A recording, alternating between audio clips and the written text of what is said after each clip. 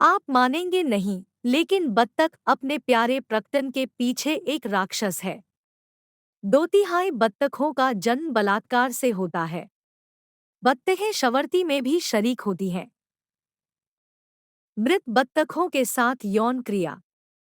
उनके लिंगों पर कांटे होते हैं, जिससे वे अन्य बत्तखों के अंदर खुद को अटका लेती है। या तो बत्तखें गुनगुना कर मादाओं को आकर्षित करती हैं, या फिर सामूहिक बलात्कार करती हैं।